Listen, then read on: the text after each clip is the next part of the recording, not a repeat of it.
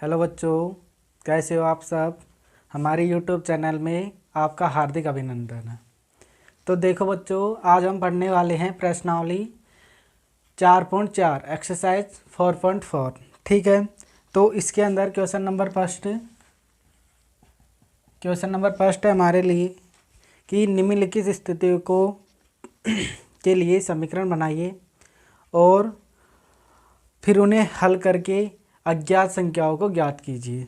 ठीक है, इसका फर्स्ट है हमारे पास ए कि एक संख्या के 8 होने में 4 जोड़िए आपको 60 प्राप्त होता है। कि एक संख्या है उसके 8 होने में 4 जोड़ना है और हमें 60 के बराबर प्राप्त होता है। तो देखो, तो हमें वह संख्या ज्ञात करनी है। ठीक है, मैं मान लेता हूँ, माना वह संख्या x है, माना वह संख्या बराबर किसके है, x के है। ठीक है, और तो फिर प्रश्नानुसार क्या बोल रहा है,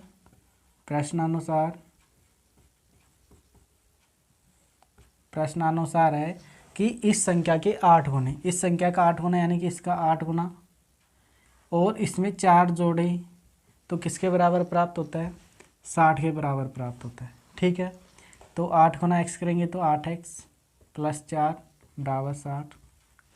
ठीक है, तो अब देखो इसको हम हल कर सकते हैं जैसे पिछली वीडियो में किया था, पिछले अध्यायों के अंदर। तो देखो 8x ये प्लस का है, इधर आएगा माइनस का हो जाएगा, ये हो जाएगा 60 माइनस 4। 8x बराबर 60 में से 4 गई, बचेगा 56। अब ये 8x है, 8 गुणा में इधर आएगा भाग में चल जाएगा, ये हो गया 56/8। तो 56 में 8 का भाग देंगे तो कितने बार जाएगा, 8 और 7 56। ठीक है, तो x का मान कितना आ गया, 7। तो वह संख्या कौन सी होगी, 7। लास्ट में लिख सकते हैं, अतः वह संख्या 7 होगी। ठीक है, हमें जो कथन दे रखा था उसको हमने समीकरण बनाया और हल किया और वह संख्या ज्ञात कर ली। इस तरह हमारा पहला क्वेश्चन हो गया यही। अब चलते हैं इसके बी पर। बी है हमारे पास, एक संख्या का 1/5 घटा 4 संख्या 3 देता है। यानी कि एक संख्या है उसका 1/5 गुना और उसमें से 4 घटा दे तो वह 3 के बराबर प्राप्त होता है। ठीक है, तो मैं वही प्रोसेस है हमारा, मैं मान लेता हूँ, माना वह संख्या x है, माना वह संख्या बराबर x के। ठीक है, तो प्रश्नानुसार चलेंगे, प्रश्नानुसार, प्रश्न क्या बोल रहा है उसके अनुसार, प्रश्नानुसार हो जाएगा। यानी कि इस संख्या x का 1/5 गुना। ठीक है, यानी कि 1/5 गुना x के, और इसमें से यदि हम 4 घटा देते हैं तो वह 3 के बराबर प्राप्त होता है। इसके बराबर प्राप्त होता है 3 के बराबर। तो 1/5 गुना x करेंगे तो ये हो जाएगा x/5 माइनस 4 ऐसे ऐसे बराबर 3 के। अब इसका पक्षांतरण कर लेता हूँ मैं, माइनस का इधर आएगा प्लस का हो जाएगा, तो ये हो गया x/5 बराबर 3 प्लस की 4, 3 है 4 हो गया अपने पास 7। कितने हो गए, तो x/5 बराबर हो गया 7 के। अब ये इधर गुणा में, सॉरी भाग में है, इधर आएगा तो गुणा में चल जाएगा, तो x बराबर हो जाएगा 7 गुणा 5। 7 गुणा 5 करेंगे तो आएगा 35। तो x का मान हो गया 35। तो वह संख्या कौन सी होगी, 35 होगी। अतः वह संख्या 35 होगी। ये हो गया इसका आंसर। ठीक है, अब चलते हैं इसी प्रकार सी पर। सी है हमारे पास,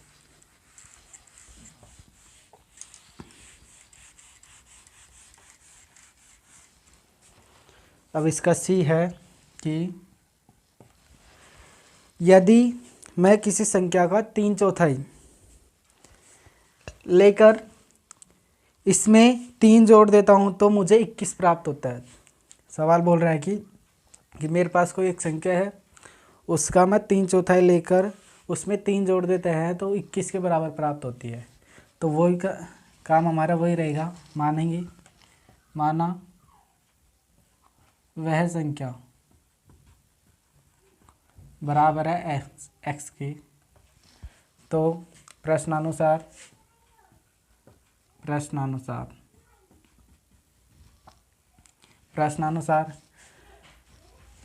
एक्स का 3/4 का मतलब हो गया 3/4 और इसका गुणा, ठीक है। एक्स का 3/4 और इसमें हम 3 जोड़ रहे हैं तो वो 21 के बराबर प्राप्त होता है। किसके बराबर प्राप्त होता है? 21 के बराबर। तो 3/4 गुणा एक्स करेंगे तो ये हो जाएगा 3x/4 प्लस में 3 ऐसे कैसे बराबर 21, ठीक है। अब क्या करते हैं, इसका पक्षांतर कर लेते हैं। तो ये हो गया 3x/4 बराबर 21, ये प्लस का इधर आएगा माइनस का 3, ठीक है। अब ये हो गया 3x/4, 21 में से 3 गए, बचेंगे हमारे पास 18, ओके। तो देखो अब यहाँ पे अब इसका हल करेंगे, ये भाग में है, इधर आएगा तो गुणा में चल जाएगा। तो ये हो गया 3x बराबर 18 गुणा 4। अब 3x बराबर 18 गुणा 4 करेंगे तो 72 हो जाएगा, ठीक है। अब ये गुणा में है 3x, तो ये 3 इसके गुणा में भाग में चल जाएगा। तो ये हो गया 72/3। तो x का मान आएगा 24, ठीक है। तो x का मान कितना आएगा? 24। तो वह संख्या कितनी होगी? 24 से होगी। अतः वह संख्या 24 होगी। तो वह संख्या कौन सी होगी? 24 होगी, ठीक है। ओके बच्चों, अब देखो आगे हम चलते हैं, इससे आगे कि डी के अंदर, ठीक है। डी में चलते हैं, जिस तरह ये हल के हैं उसी तरह आगे के सारे सवाल होंगे। तो देखना कि डी है हमारे पास। अब डी है, जब मैंने किसी संख्या के दुगने में से 11 घटाया तो परिणाम 15 प्राप्त होता है। कितना प्राप्त होता है? 15 प्राप्त हुआ। कि एक संख्या है, उसका मैंने उसके दुगने में से 11 घटाया तो हमें परिणाम 15 के बराबर प्राप्त होता है। तो हमें वह संख्या ज्ञात करनी है। तो क्या हो जाएगा कि मान लेता हूँ, माना वह संख्या x है, माना वह संख्या बराबर है किसके? x के। तो वो प्रश्नानुसार चलेंगे। प्रश्नानुसार यह है। तो देखो क्या है कि उस वह संख्या का दुगना है कि 2 गुना, यानी 2x, उसमें से 11 घटाए। कितने घटाए? 11 घटाए तो हमें 15 के बराबर प्राप्त होता है। किसके बराबर प्राप्त होता है? 15 के बराबर। तो देखो वही पक्षांतरण करके, प्लस का है माइनस का है, इधर जाएगा प्लस का हो जाएगा। ये हो गया 15 + 11, 2x बराबर 15 और 11 हो गए तुम्हारे पास 26, ठीक है। हमारे पास हो गए कितने? 26। तो अब ये यहाँ पे गुणा में इधर आके भाग में चल जाएगा। तो x बराबर हो गया 26/2। 26 में 2 का भाग देंगे, जाएगा 13 बार। तो x का मान कितना हो गया? 13, ठीक है। तो वह संख्या कौन सी होगी? 13 होगी। अतः वह संख्या 13 होगी। कितनी होगी बच्चों? 13 होगी। ये होगा हमारा इसका आंसर, ठीक है। अब चलते हैं इसके आगे क्वेश्चन पर, ई के अंदर, ठीक है। तो देखो ई है हमारे पास की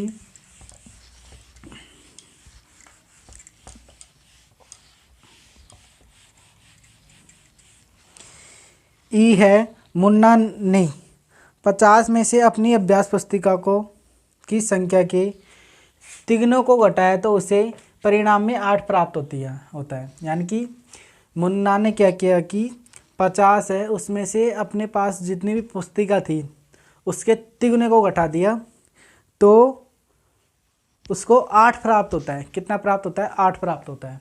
कि मुन्ना है, उसके पास कुछ पुस्तकें हैं, उसके तिगुने को क्या कर दिया? उसने 50 में से घटा दिया तो वह 8 के बराबर प्राप्त होती है। तो हमें वह संख्या ज्ञात करनी कितनी है, यानी पुस्तकों की संख्या कितनी है। तो मैं मान लेता हूँ, माना पुस्तकों की संख्या, पुस्तकों की संख्या ये मान ली मैंने x, ठीक है। अब प्रश्न के अनुसार क्या बोल रहे हैं, प्रश्नानुसार बोल रहा है कि 50 है, ठीक है। इसमें से इस पुस्तिका के तिगनों से, तिगना, ठीक है, यानी कि 3 गुना, ये x है, इसका 3 गुना हो जाएगा 3x, और उसको 50 में से घटा दिया तो हमें 8 के बराबर प्राप्त होती है। तो बताओ पुस्तकों की संख्या कितनी है, ठीक है। देखो तो बच्चों, ये है प्लस का है, इधर आके माइनस का हो जाएगा। देखो 3 माइनस के 3x ऐसे कैसे बराबर 8 माइनस के 50, ठीक है, माइनस के 3x बराबर माइनस 50 प्लस के 8, तो घट जाएगा लेकिन चिन्ह रहेगा माइनस का, क्योंकि माइनस वाली संख्या बड़ी है। तो कितने बचेंगे, माइनस के 42। देखो बच्चों, अब क्या होता है कि जब बराबर हो और साइन भी बराबर, दोनों तरफ समान ही हो, यानी कि यहाँ भी प्लस है यहाँ भी प्लस है, तो ये क्या आता है, आपस में कट जाते हैं, दोनों कट के, ठीक है, आपस में कट जाएंगे सब आराम से। तो ये दोनों कट गए तो बचेगा हमारे पास 3x बराबर के 42, ठीक। अब ये गुणा में इधर, तो इधर आके भाग में चल जाएगा 42/3, ठीक है। अब x बराबर 3 का भाग दो 14, ठीक है। तो x का मान कितना आ गया, 14। तो मुन्ने के पास कितनी पुस्तिका है, टोटल 14 पुस्तिका है। अतः पुस्तकों की संख्या 14 है, ठीक है। कितनी है, 14। ये हो गया हमारा क्वेश्चन, यानी कि ई का आंसर, ये है ई का आंसर, ठीक है। अब चलते हैं इसी तरह आगे, एफ पर ए हो गया, बी हो गया, सी हो गया, डी हो गया, ई हो गया। डी है हमारे पास अब के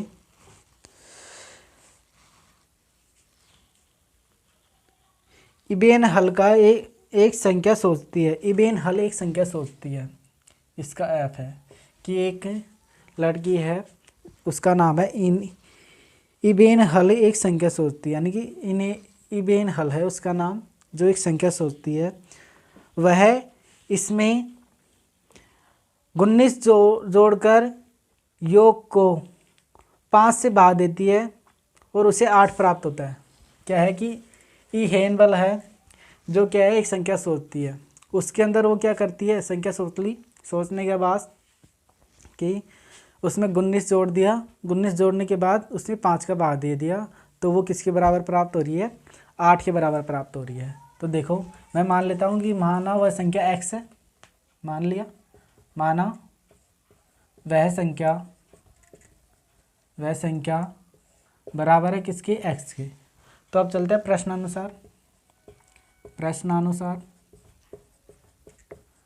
प्रश्नानुसार क्या होगा कि इसमें, यानी जो संख्या है उसमें 19 जोड़ दिए और जो योगफल प्राप्त हो रहा है उसमें 5 का भाग दे दिया, ठीक है, दोनों में। तो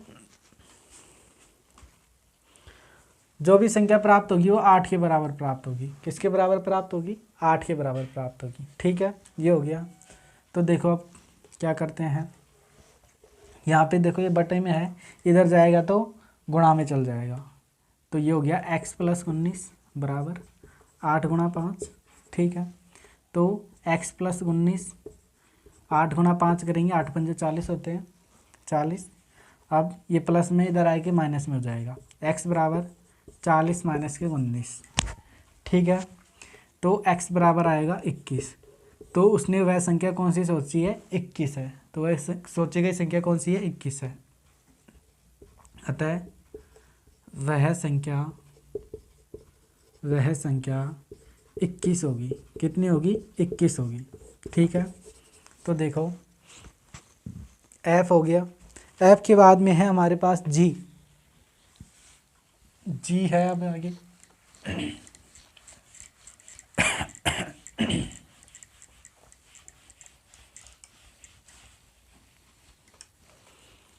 जी के अंदर है कि अनवर एक संख्या सोचता है। अनवर एक संख्या सोचता है, ठीक है, अनवर है जो एक संख्या सोचता है। यदि वह इस संख्या के 5/2 में से 7 निकाल दे तो 23 प्राप्त होता है। अनवर है जो एक संख्या सोचता है, वो क्या है, उसके 5/2 गुणा में से 7 घटा देता है तो वह 23 के बराबर प्राप्त होता है। तो देखो, तो वह संख्या कौन सी होगी? तो मैं मान लेता हूँ, माना वह संख्या x है, माना वह संख्या बराबर है किसके? x की, ठीक है। तो प्रश्नानुसार क्या बोल रहा है? प्रश्नानुसार है इसके 5/2 के गुणा में से अगर 7 निकाल रहे हैं, यानी कि घटा रहे हैं, 5/2 गुणा है इसके तो 5x, ये हो गया 5x गुणा x, नहीं 5/2 गुणा x, इसमें से घटा रहे हैं 7 तो वो 23 के बराबर प्राप्त हो रही है, ठीक है। तो देखो ये हो जाएगी हमारे पास 5x/2 माइनस के 7 बराबर 23। तो ये प्लस माइनस का है, इधर आएगा प्लस का हो जाएगा। तो ये हो गया 5x/2 बराबर 23 प्लस में 7, ठीक है। तो ये हो गया 5x/2 बराबर 23 और 5, 23 और 7 30 हो गए। अब इधर देखो ये भाग में है, इधर आके गुणा में चल जाएगा। तो ये हो गया 5x बराबर 30 गुणा 2, ठीक है। तो 5x बराबर हो गया हमारे पास 30 गुणा 2 करेंगे 60। अब ये यहाँ पे गुणा में, इधर आके भाग में चल जाएगा। तो x बराबर हो गया 60/5। तो x का मान आएगा 12। तो x का मान कितना आएगा? 12। तो x हमने क्या मान रखी है? संख्या मान रखी है वह। तो हम लिख सकते हैं अतः वह संख्या 12 होगी।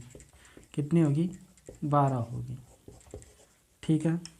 ये हो गया हमारा क्वेश्चन नंबर फर्स्ट कंप्लीट, ठीक है।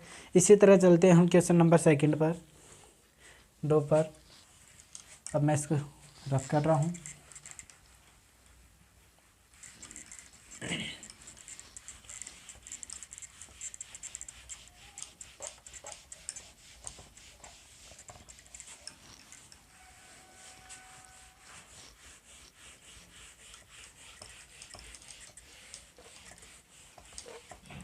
देखना अब क्वेश्चन नंबर सेकंड पे चलते हैं हम।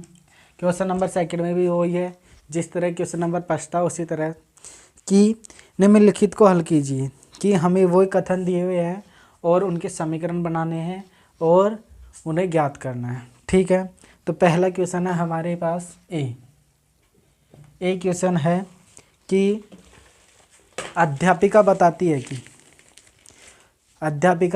है कि उनकी कक्षा में एक विद्यार्थी द्वारा प्राप्त किए गए अधिकतम अंक प्राप्त किए गए न्यूनतम अंक का दुगुना जमा 7 है।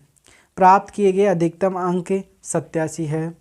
प्राप्त किए गए न्यूनतम अंक क्या है? तो फिर क्या बता रही है कि एक कक्षा है, उसमें अध्यापिका बताती है कि न्यूनतम अंकों के दुगुना में जमा किसके बराबर है? अधिकतम अंकों की संख्या के बराबर है, और अधिकतम संख्या है 87। अधिकतम अंक कितने हैं? 87।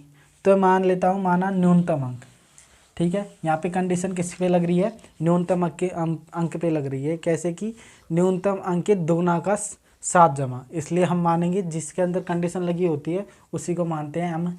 जो भी चर x y चर कोई सा भी मान सकते हैं। तो देखो मैं मान लेता हूँ, माना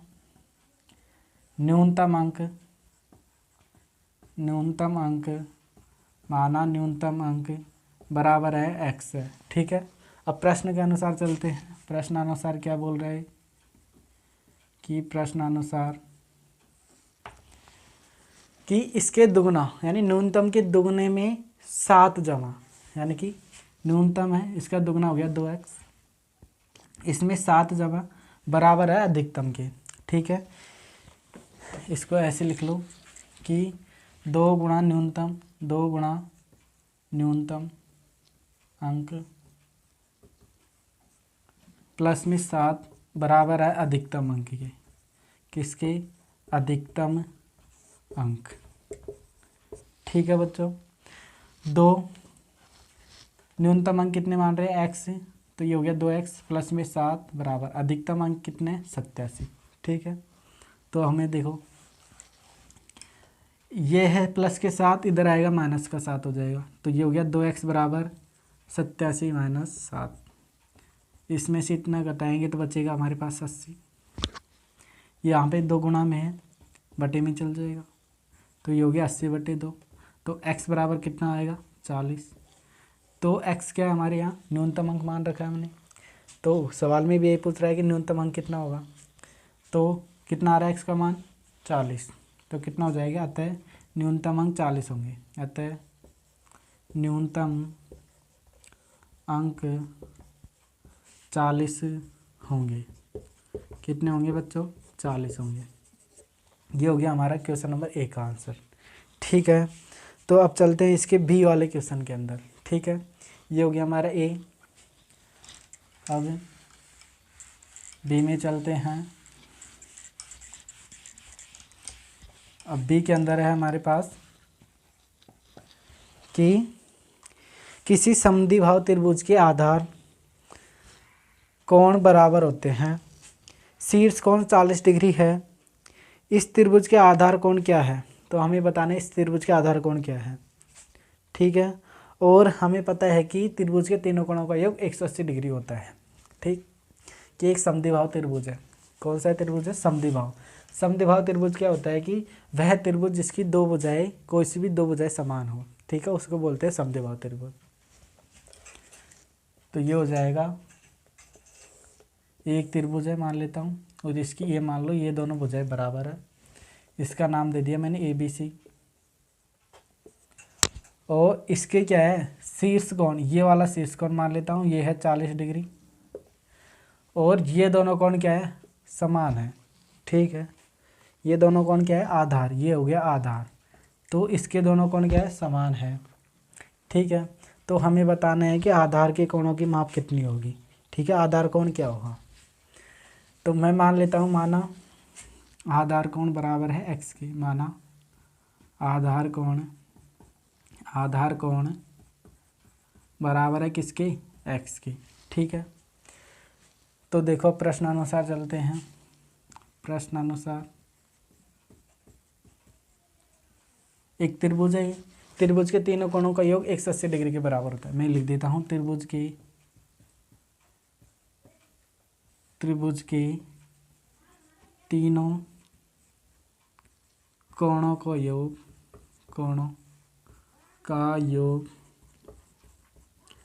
180 डिग्री होता है। कितना होता है? 180 डिग्री। ठीक है, लिख दिया। अब देखो त्रिभुज का आधार के कोण मान रखे मैंने x। ये वाला कोण x है, तो ये वाला कोण भी x होगी। तो यानी 2 कोण तो कितने हो जाएंगे? x की x प्लस x। और तीसरा वाला कोण दे रखा है 40 डिग्री प्लस 40 बराबर किसके होंगे? 180 डिग्री के। यानी तीनों कोणों का योग किसके बराबर होगा? 180 डिग्री के बराबर होगा। तो हमें ये आधार के कोण ज्ञात करने थे। तो देखो ये x और x कितने होंगे? 2x प्लस 40 बराबर 180। ये इधर आएगा तो माइनस का हो जाएगा। 2x बराबर हो गया 180 माइनस के 40। तो 2x बराबर हो जाएगा, 180 में से 40 गए तो बचेंगे 140। ठीक है, तो x बराबर हो जाएगा, ये गुणा में है, इधर आके भाग में चल जाएगा। 140 डिग्री बटे 2। 140 में 2 का भाग देंगे तो जाएगा ये 70 बार। तो x का मान कितना आ रहा है? 70 डिग्री। तो आधार कोण भी कितने होंगे? 70 डिग्री के होंगे। ये भी 70 होगा, ये भी 70 होगा। ठीक है, तो लास्ट में लिख सकते हैं अतः आधार कोण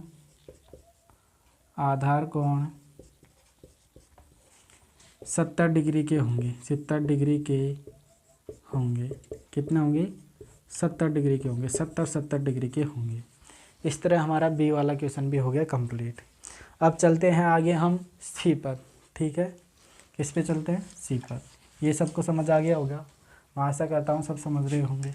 ठीक है,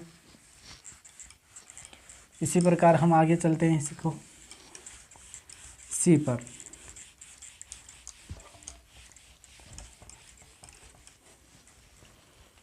सी है हमारे पास कि सचिन द्वारा बनाए गए रनों की संख्या राहुल द्वारा बनाए गए रनों की संख्या की दोगुनी है। उन दोनों द्वारा मिलकर बनाए गए कुल रन एक दोहरे शतक से 2 रन कम है, तो प्रत्येक के कितने रन हैं। ठीक है, तो देखो कि सचिन द्वारा बनाए गए रनों की संख्या राहुल के द्वारा बनाए गए रनों की संख्या की दुगनी है। ठीक है, तो सचिन के द्वारा बनाए गए जो भी रन है वो राहुल के द्वारा बनाए गए रनों की संख्या का दुगना है। ठीक है, तो मैं मान लेता हूँ, माना सचिन के रनों की संख्या, माना सचिन के रनों की संख्या ये मान ली मैंने x, कितने मान ली x।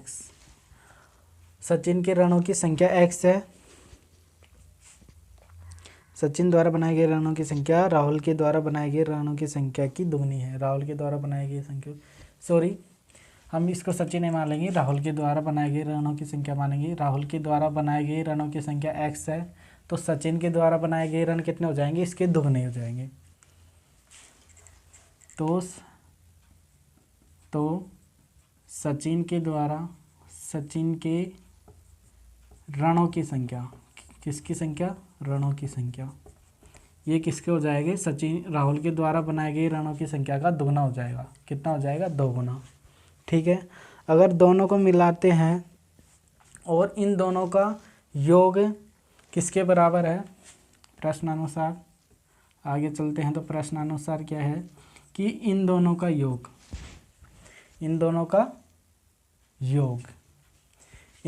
योग इनके दोहरे शतक से 2 कम है। शतक होता है, शतक के अंदर होते हैं 100 रन हमारे, दोहरे शतक है तो कितने होंगे, 200 रन। ठीक है, तो इन दोनों का योग किसके बराबर है, x + 2x बराबर 200 है, और उसमें भी 2 कम है। कितने कम है, 2 रन कम है, तो 2 माइनस कर दिया मैंने, तो ये हो गया हमारे पास 3x, 2x और प्लस 1x 3x हो गया। 200 में से घटा दिया हमने 2, तो बचेगा हमारे पास 198। ठीक है, अब ये 3 इसके गुणा में है, तो यहाँ पे चल जाएगा इसके भाग में बटे 3। देखो अब 3 का भाग देंगे तो 3 × 18 और बचेगा 1, 3 × 18 कितना है, 66। तो देखो x क्या मान रखा है हमने, राहुल के रनों की संख्या। ठीक है, तो राहुल के रन कितने होंगे, 66, और सचिन के रन कितने हो जाएंगे, 2x, यानी कि इसका 2 गुना, इसका 66 गुना 2 करेंगे। ठीक है, तो देखो अतः राहुल के रनों की संख्या ये किसके बराबर मान रखी थी, x के बराबर, तो ये कितना आया, 66 रन। ठीक है, और सचिन के रनों की संख्या हो जाएगी, सचिन के रनों की संख्या ये बराबर हो जाएगी किसके, इसके दुगने के बराबर। 66 गुना 2 करेंगे,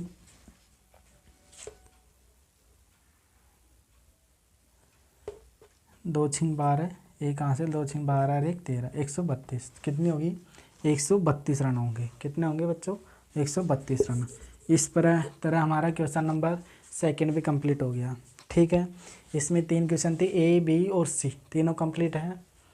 अब चलते हैं हम इसी के आगे C के अंदर, कौन से पर, C पर, सॉरी क्वेश्चन नंबर 3 पर चलते हैं। अब क्वेश्चन नंबर 3, जिस तरह क्वेश्चन नंबर 1 और 2 था उसी तरह क्वेश्चन नंबर 3 है। ठीक है, तो देखो क्वेश्चन नंबर 3 में भी वही है कि निम्नलिखित को हल कीजिए, कुछ कथन दिए हुए हैं, उनके समीकरण बनाने हैं, फिर उनको हल करना है और उनका मान निकालना है। ठीक है, तो इसका फर्स्ट क्वेश्चन है हमारे पास, फर्स्ट क्वेश्चन है कि अरफान कहता है कि उसके पास, परमीत के पास जितने कंचे हैं उनके 5 गुने से 7 अधिक कंचे हैं। इरफान के पास 37 कंचे हैं। परमीत के पास कितने कंचे हैं? तो हमें बताना है परमीत के पास कितने कंचे हैं। कि इरफान कहता है परमीत के पास जितने कंचे हैं उसके 5 गुने से 7 अधिक इरफान के पास है। कि क्या है कि एक तो है परमीत है, उसके पास कुछ कंचे हैं, उसका 5 गुने से 7 अधिक इरफान के पास कंचे हैं। और इरफान के पास कुल कितने कंचे हैं? 37 कंचे हैं। तो मैं मान लेता हूँ, माना परमीत के कंचों की संख्या, माना परमीत के कंचों की संख्या, कंचों की संख्या ये मान ली मैंने x। ठीक है, कितनी मान ली? x। अब प्रश्नानुसार क्या कहता है? प्रश्नानुसार कि परमीत के पास जितने कंचे हैं उसका 5 गुना, 5 गुना तो मतलब हो गया 5x, और उसमें से 7 अधिक, उसमें 7 अधिक किसके बराबर है? इरफान के पास कुल कितने कंचे हैं उसके बराबर है। तो इरफान के पास कितने कंचे हैं? 37 कंचे, उसके बराबर है। ठीक है, तो हमें बताना है कि परमीत के पास कुल कितने कंचे हैं। ठीक है, तो देखो ये समीकरण बन गया, ये प्लस का है, इधर आके माइनस का हो जाएगा। ये हो गया 5x बराबर 37 माइनस के 7। ठीक, 5x बराबर 37 में 7 के बचेगा 30, x बराबर हो जाएगा 30/5, 30/5। 30 में 5 का भाग देंगे तो x का मान आएगा 6। तो x का मान कितना आ गया? 6। x हमने क्या मान रखा है? परमीत की कंचों की संख्या। ठीक है, तो अब परमीत के पास कंचों की संख्या कितनी हो जाएगी? 6। अतः परमीत के कंचों की संख्या, कंचों की संख्या 6 होगी। कितनी होगी? 6 होगी। ये हो गया हमारा फर्स्ट क्वेश्चन नंबर 3 का फर्स्ट। अब चलते हैं आगे हम इसी तरह सेकंड पे। किस पे चलते हैं? सेकंड पे।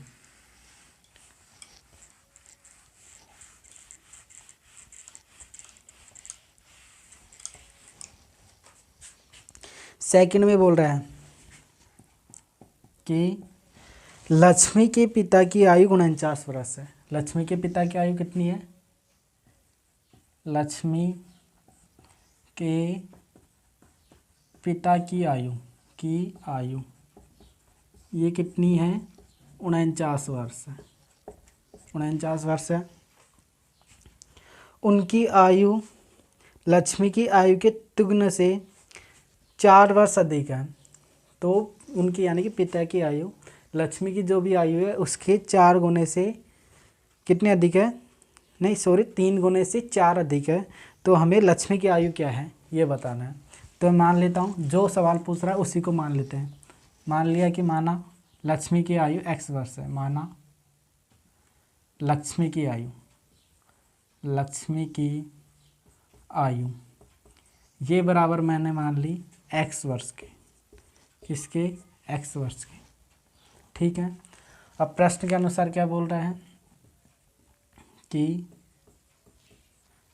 उनकी यानी कि पिता की आयु इसके 3 गुने, इसके 3 गुना हो गया, 3 गुना 3x, और उसमें भी 4 अधिक किसके बराबर है? उसके पिता की आयु के बराबर। उसके पिता की आयु कितनी है? 49 वर्ष।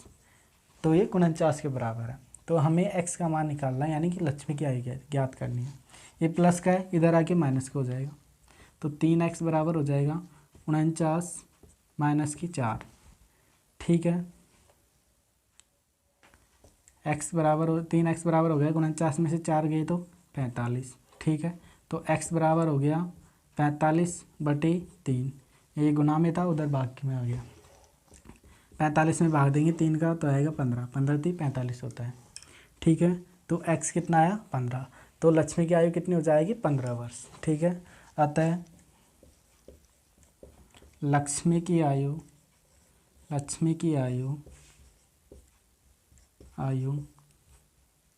15 वर्ष होगी। कितनी होगी? 15 वर्ष होगी। ये हो गया हमारा क्वेश्चन नंबर सेकंड। ठीक है, अब चलते हैं आगे, हमें थर्ड पर, क्वेश्चन नंबर 3 के थर्ड पर चलते हैं। देखो तो क्या है।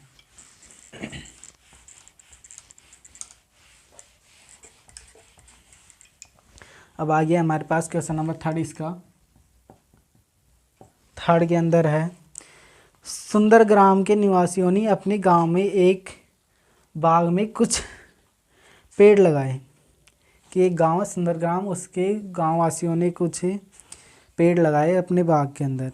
एक गांव में एक बाग में कुछ पेड़ लगाए। इनमें से कुछ पेड़ फलों के थे, कुछ पेड़ तो क्या थे, फलों के थे। ठीक है। उन पेड़ों की संख्या, यानी कि फलों के पेड़ों की संख्या, उन पेड़ों की संख्या, जितने भी पेड़ थे टोटल, उन पेड़ों की संख्या फलों के पेड़ों से, जो फलों के पेड़ नहीं थे, फलों के वाले पेड़ों की संख्या के तिगुने से 2 अधिक थे। यदि ऐसे पेड़ों की संख्या जो फलों के नहीं थे 77 है, तो लगाए गए फलों के पेड़ों की संख्या क्या होगी। तो इसमें पूछ रहा है कि फलों के पेड़ों की संख्या क्या होगी। कि एक बाग है, उसके अंदर कुछ पौधे लगाए हैं। ठीक है। जिसमें क्या है, एक कुछ तो है फलों वाले पौधे, कुछ है बिना फलों वाले पौधे। जिसमें हमें बताना है कि फलों वाले पेड़ों की संख्या कितनी होगी। मैं मान लेता हूँ, माना फलों वाले पेड़ों की संख्या ये मान लेता हूँ मैं x बराबर किसके, x के। ठीक है। और फलों वाले पेड़ों की संख्या के तिगुने से 2 अधिक किसके बराबर है, बिना फलों वाले पेड़ों की संख्या के बराबर है। और बिना फलों वाले पेड़ कितने हैं, 77 है। और हमें क्या दिया है, बिना फल वाले पेड़ों की संख्या ये दी है 77। बिना फल वाले पेड़ों की संख्या ये है हमारे पास 77। और प्रश्न के अनुसार बोल रहा है हमें कि जो फल वाले पौधे हैं उसका, फल वाले पौधे का 3 गुने से 2 अधिक किसके बराबर है, बिना फल वाले पौधों के बराबर है। तो फल वाले पौधे कितने, x है, इसका 3 गुना 3x हो गया। और इसमें 2 अधिक किसके बराबर है, बिना फल वाले पौधों के बराबर है। तो बिना फल वाले पौधे किसके कितने हैं, 77। ठीक है। अब देखो समीकरण बन गया हमारा, इसको हल करते हैं। तो ये हो गया 77 माइनस 2, 3x बराबर हो जाएगा 77 में से 2 गई, बचेंगे 75। ये गुणा में है, इधर आएगा भाग में चल जाएगा। तो 75/3, तो x बराबर हो गए 25। ठीक है। तो x हमने क्या मान रखा था, फलों वाले पेड़ों की संख्या मान रखी थी। तो फलों वाले पेड़ों की संख्या कितनी हो गई, 25। यही हमें क्वेश्चन में पूछ रहा था। अतः फलों वाले पेड़ों की संख्या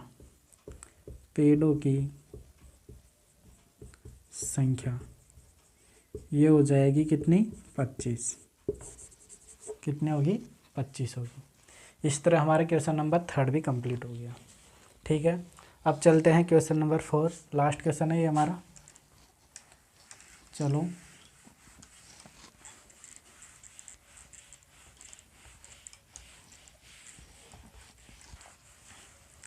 अब चलते हैं क्वेश्चन नंबर 4। जिस तरह ये क्वेश्चन थे इसी तरह लास्ट वाला क्वेश्चन भी है। ये निम्नलिखित पहेली को हल कीजिए। एक पहेली दे रखी है कहानी के टाइप में, उसको हमें करना है हल। तो देखो इसमें पहेली में क्या लिखा है, मैं एक संख्या हूँ, मान लो कि मैं एक संख्या हूँ। ठीक है। मेरी पहचान बताओ, यानी कि मुझे बताना है। ठीक है। सवाल में बता रहा है मुझे 7 बार लो, क्या करना है, उसको 7 बार लेना है। और एक 50 जोड़ दो, और कितना जोड़ना है, 1 बार 50 जोड़ना है।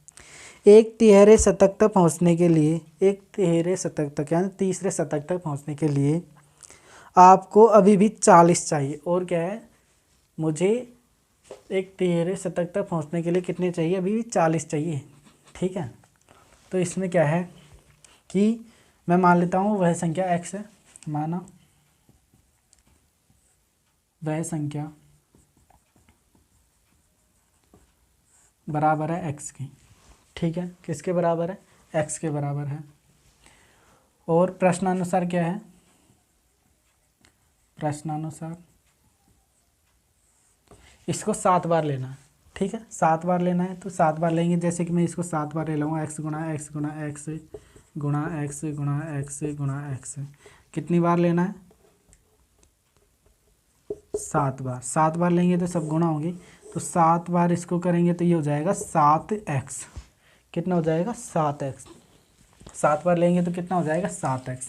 इसको 7 बार लेकर इसमें एक 50 जोड़ना है। 7 बार लिया तो कितना हो गया? 7x।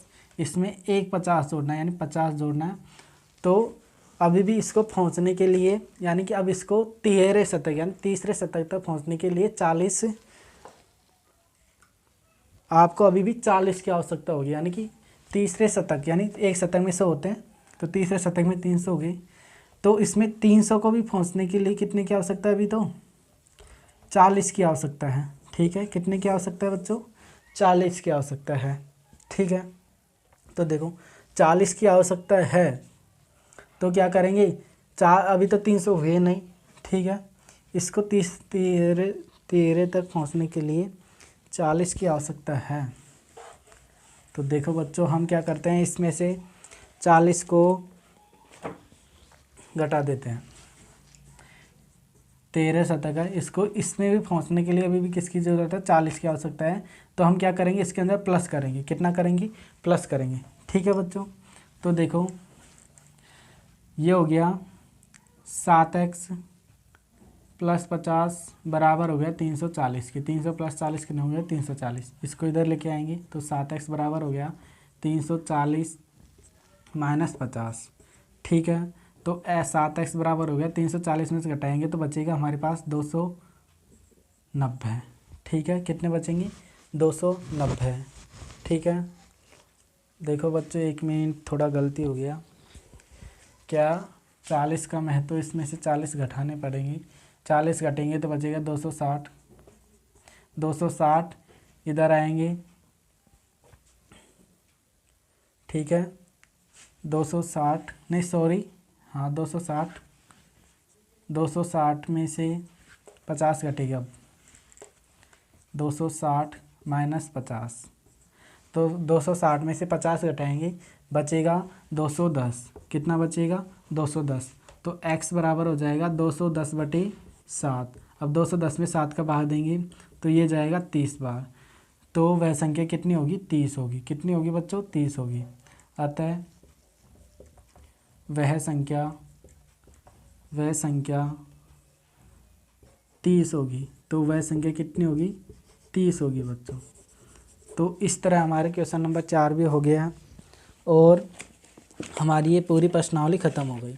ठीक है, तो अब आज के लिए इतना ही। अब पढ़ते हैं हम आगे। अब इसके बाद में पढ़ेंगे हम कल।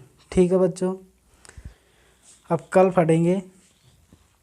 आज के लिए इतना ही। Okay, bye, good bye, Vande Mataram, जय हिंद। और सभी बच्चे वीडियो को लाइक करें, शेयर करें, कमेंट करें और सब्सक्राइब करें। ठीक है।